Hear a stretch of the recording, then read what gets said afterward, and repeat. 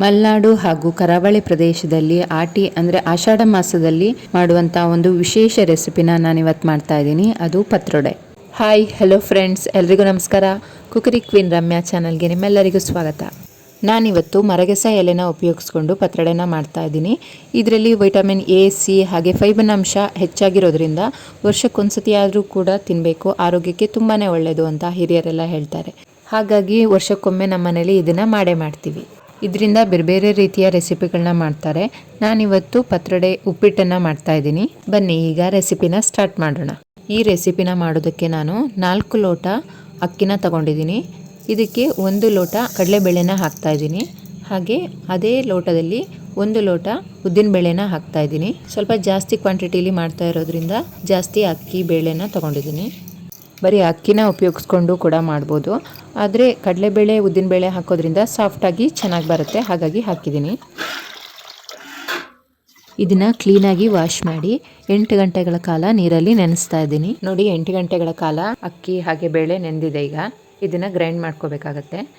ಇದ್ರ ಜೊತೆ ಒಣಮೆಣಸಿನ್ಕಾಯಿ, ಕೊತ್ತಂಬರಿ, ಜೀರಿಗೆ ಹಾಗೆ ಹುಣಸೆಹಣ್ಣನ್ನು ಹಾಕಿ ಗ್ರೈಂಡ್ ಮಾಡ್ಕೊತೀನಿ. ಈಗ ಒಂದು ಮಿಕ್ಸರ್ ಜಾರ್ಗೆ ನೆನೆಸಿಟ್ಟಿರೋ ಅಕ್ಕಿ ಹಾಗೆ ಬೇಳೆನ ಹಾಕ್ತಾಯಿದ್ದೀನಿ. ಹಾಗೆ ಅದಕ್ಕೆ ಒಣಮೆಣಸಿನ್ಕಾಯಿ, ಕೊತ್ತಂಬರಿ, ಜೀರಿಗೆ ಹಾಕ್ತಾಯಿದ್ದೀನಿ. ಪತ್ರೊಡೆ ಮಾಡೋದಕ್ಕೆ ಒಂದು ಮೇನ್ ಇಂಗ್ರೀಡಿಯೆಂಟ್ ಏನು ಅಂದರೆ ಅದು ಹುಣಸೆಹಣ್ಣು. ಕೆಸು ಸ್ವಲ್ಪ ಬಾಯಿ ತುರಿಸೋದ್ರಿಂದ ಹುಣಸೆಹಣ್ಣನ್ನು ಜಾಸ್ತಿನೇ ಹಾಕ್ಕೋಬೇಕಾಗತ್ತೆ. 1 ಲಿಂಬೆಹಣ್ಣು ಗಾತ್ರದಷ್ಟು ಹುಣಸೆಹಣ್ಣನ್ನು ಹಾಕ್ತಾಯಿದ್ದೀನಿ. ಹಾಗೆ ಅರ್ಧ ಚಮಚ ಅರಿಶಿನ ಪುಡಿನ ಹಾಕ್ತಾಯಿದ್ದೀನಿ. ಎಲ್ಲದನ್ನು ಗಟ್ಟಿಯಾಗಿ ಗ್ರೈಂಡ್ ಮಾಡ್ಕೋಬೇಕು. ಜಾಸ್ತಿ ನೀರು ಮಾಡಬಾರ್ದು, ಹಾಗೆ ಜಾಸ್ತಿ ಗಟ್ಟಿ ಕೂಡ ಮಾಡಬಾರ್ದು. ಈಗ ಇದಕ್ಕೆ ಸ್ವಲ್ಪ ರುಚಿಗೆ ತಕ್ಕಷ್ಟು ಉಪ್ಪನ್ನು ಹಾಕ್ತಾಯಿದ್ದೀನಿ. ಹಿಟ್ಟನ್ನು ಮಿಕ್ಸ್ ಮಾಡ್ತಾಯಿದ್ದೀನಿ. ನೋಡಿ, ಇಷ್ಟು ಗಟ್ಟಿಯಾಗಿರಬೇಕು. ಹಾಗೆ ಹಿಟ್ಟನ್ನು ತುಂಬ ನುಣ್ಣಗೆ ಗ್ರೈಂಡ್ ಮಾಡಬೇಕು ಅಂತ ಇಲ್ಲ. ತುಂಬ ನುಣ್ಣಗೆ ಗ್ರೈಂಡ್ ಮಾಡಿದ್ರೆ ಅದು ಬಾಯಿಗೆ ಅಂಟತ್ತೆ. ಹಾಗಾಗಿ ಸ್ವಲ್ಪ ತರಿತರಿಯಾಗಿರಬೇಕು ಹಿಟ್ಟು. ಈಗ ನೋಡ್ತಾ ಇದ್ದೀರಾ, ಇಷ್ಟು ತರಿತರಿಯಾಗಿರಬೇಕು. ಎಲೆಗಳು ದೊಡ್ಡ ಇದ್ದರೆ ರುಬ್ಬಿಟ್ಕೊಂಡಿರೋ ಮಸಾಲನ ಅದಕ್ಕೆ ಹಚ್ಚಿ ಫೋಲ್ಡ್ ಮಾಡಿ ನಾವು ಬೇಯಿಸ್ತೀವಿ. ಆದರೆ ಎಲೆಗಳು ಚಿಕ್ಕ ಇರೋದ್ರಿಂದ ನಾನು ಸಣ್ಣದಾಗಿ ಹೆಚ್ಕೊತಾ ಇದ್ದೀನಿ. ಸೊಪ್ಪಿನ ಪಲ್ಯಕ್ಕೆ ಹೇಗೆ ಹೆಚ್ಕೊತಿರೋ ಹಾಗೆ ಸಣ್ಣದಾಗಿ ಹೆಚ್ಕೋಬೇಕು. ಕೆಸಿನ ಸೊಪ್ಪು ಹೆಚ್ಚುವಾಗ ಸ್ವಲ್ಪ ಕೈ ತುರ್ಕೆ ಬರುತ್ತೆ. ಈಗ ಹೆಚ್ಚಿರೋ ಸೊಪ್ಪಿಗೆ ಆಗಲೇ ಗ್ರೈಂಡ್ ಮಾಡಿಟ್ಕೊಂಡಿರೋ ಹಿಟ್ಟನ್ನು ಹಾಕಿ ಚೆನ್ನಾಗಿ ಮಿಕ್ಸ್ ಮಾಡಬೇಕು. ಪ್ರತಿ ಎಲೆಗೂ ಕೂಡ ಮಸಾಲೆ ಚೆನ್ನಾಗಿ ಮಿಕ್ಸ್ ಆಗಬೇಕು. ನೋಡಿ, ಈ ರೀತಿ ಹಿಟ್ಟನ್ನು ಚೆನ್ನಾಗಿ ಮಿಕ್ಸ್ ಮಾಡ್ಕೋಬೇಕು.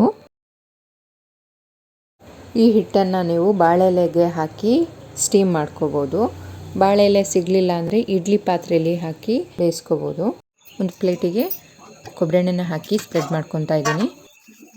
ಈಗ ಇದಕ್ಕೆ ಮರಗೆಸ ಎಲೆನ ಮಿಕ್ಸ್ ಮಾಡಿಟ್ಟಿರೋ ಹಿಟ್ಟನ್ನು ಹಾಕಿ ಸ್ಪ್ರೆಡ್ ಮಾಡ್ತಾ ಇದ್ದೀನಿ. ಇದನ್ನು ಸ್ಟೀಮ್ ಮಾಡಬೇಕಾಗತ್ತೆ. ಇದನ್ನು ಕಡಿಮೆ ಪಾತ್ರೆಯಲ್ಲಿ ಇಟ್ಟು 30 ನಿಮಿಷ ಬೇಯಿಸ್ತಾ ಇದ್ದೀನಿ. ಅರ್ಧ ಗಂಟೆ ಆಗಿದೆ. ಈಗ ಸ್ಟವನ್ನು ಆಫ್ ಮಾಡ್ತಾ ಇದ್ದೀನಿ. ನೋಡಿ, ಈಗ ಪತ್ರೊಡೆ ಬೆಂದಿದೆ. ಇದನ್ನು ತಕ್ಷಣ ಕಟ್ ಮಾಡಬಾರ್ದು, ಸ್ವಲ್ಪ ತಣ್ಣಗಾದ್ಮೇಲೆ ಕಟ್ ಮಾಡ್ಕೋಬೇಕು. ಈಗ ಆರಿದೆ. ಇದನ್ನು ಚಿಕ್ಕದಾಗಿ ಪೀಸ್ ಮಾಡ್ಕೊತಾ ಇದ್ದೀನಿ. ಇದರಲ್ಲಿ ನಾನು 2 ರೀತಿಯ ರೆಸಿಪಿನ ಮಾಡ್ತಾ ಇದ್ದೀನಿ. ಇನ್ನೊಂದು ರೆಸಿಪಿನ ನೆಕ್ಸ್ಟ್ ವಿಡಿಯೋದಲ್ಲಿ ಅಪ್ಲೋಡ್ ಮಾಡ್ತೀನಿ. ನೋಡಿ, ಪತ್ರೊಡೆನ ಈ ರೀತಿ ಚಿಕ್ಕದಾಗಿ ಪೀಸ್ ಮಾಡ್ಕೊಂಡಿದ್ದೀನಿ. ಇದಕ್ಕೆ ಈಗ ನಾನು ಒಗ್ಗರಣೆನ ಹಾಕ್ತೀನಿ. ಮೊದಲಿಗೆ ಒಂದು ಬಾಣಲಿಗೆ ಎಣ್ಣೆನ ಹಾಕ್ಕೊತಾ ಇದ್ದೀನಿ. ಎಣ್ಣೆ ಕಾದ್ಮೇಲೆ ಕಡಲೆಬೇಳೆನ ಹಾಕ್ತಾ ಇದ್ದೀನಿ. ಹಾಗೆ ಸ್ವಲ್ಪ ಉದ್ದಿನಬೇಳೆ ಸಹ ಹಾಕ್ತಾ ಇದ್ದೀನಿ. ಈಗ 2 ಚಮಚ ಸಾಸಿವೆನ ಹಾಕ್ತಾ ಇದ್ದೀನಿ. ಸಾಸಿವೆ ಸಿಡಿದ ಮೇಲೆ ಸ್ವಲ್ಪ ಜೀರಿಗೆನ ಹಾಕ್ತಾ ಇದ್ದೀನಿ. ಈಗ 4 ಒಣಮೆಣಸಿನ್ಕಾಯಿನ ಕಟ್ ಮಾಡಿ ಹಾಕ್ಕೊತಾ ಇದ್ದೀನಿ. ಈಗ 6 ಮೀಡಿಯಂ ಗಾತ್ರದ ನೀರುಳ್ಳಿನ ಸಣ್ಣದಾಗಿ ಕಟ್ ಮಾಡಿ ಹಾಕ್ತಾ ಇದ್ದೀನಿ. ಇದಕ್ಕೆ ಎಣ್ಣೆ, ನೀರುಳ್ಳಿ ಎಲ್ಲ ಸ್ವಲ್ಪ ಜಾಸ್ತಿನೇ ಹಾಕಬೇಕು, ಆಗಲೇ ರುಚಿ ಚೆನ್ನಾಗಿರೋದು. ಈಗ 1 ಚಮಚ ಅರಿಶಿನ ಪುಡಿ ಸೇರಿಸ್ತಾ ಇದ್ದೀನಿ. ಈಗ ಸ್ವಲ್ಪ ಕರಿಬೇವನ್ನು ಸೇರಿಸ್ತಾ ಇದ್ದೀನಿ. ಎಲ್ಲದನ್ನು ಚೆನ್ನಾಗಿ ಫ್ರೈ ಮಾಡಬೇಕು. ನೀರುಳ್ಳಿ ಟ್ರಾನ್ಸ್ಪರೆಂಟ್ ಆಗಬೇಕು, ಅಲ್ಲಿವರೆಗೆ ಫ್ರೈ ಮಾಡ್ಕೋಬೇಕು. ನೋಡಿ, ಈಗ ನೀರುಳ್ಳಿ ಚೆನ್ನಾಗಿ ಫ್ರೈ ಆಗಿದೆ. ಈಗ ಇದಕ್ಕೆ ರುಚಿಗೆ ತಕ್ಕಷ್ಟು ಉಪ್ಪನ್ನು ಹಾಕ್ಕೋಬೇಕು. ಗ್ರೈಂಡ್ ಮಾಡಿರೋ ಹಿಟ್ಟಿಗೂ ಕೂಡ ನಾವು ಉಪ್ಪನ್ನು ಹಾಕಿರ್ತೀವಿ, ಹಾಗಾಗಿ ಸ್ವಲ್ಪ ನೋಡಿಕೊಂಡು ಕಡಿಮೆ ಹಾಕ್ಕೋಬೇಕು. ಈಗ ಫ್ರೈ ಆಗಿರೋ ನೀರುಳ್ಳಿಗೆ ಆಗಲೇ ಕಟ್ ಮಾಡಿ ಇಟ್ಕೊಂಡಿರೋ ಪತ್ರೊಡೆ ಪೀಸನ್ನು ಹಾಕಬೇಕು. ಹಾಕಿ ಚೆನ್ನಾಗಿ ಮಿಕ್ಸ್ ಮಾಡಬೇಕು. ಇದನ್ನು ಮಾರ್ನಿಂಗ್ ಬ್ರೇಕ್ಫಾಸ್ಟು ಅಥವಾ ಈವ್ನಿಂಗ್ ಸ್ನ್ಯಾಕ್ಸ್ ಆಗಿ ಕೂಡ ತಿನ್ಬೋದು. ತುಂಬಾ ಟೇಸ್ಟಿಯಾಗಿರುತ್ತೆ.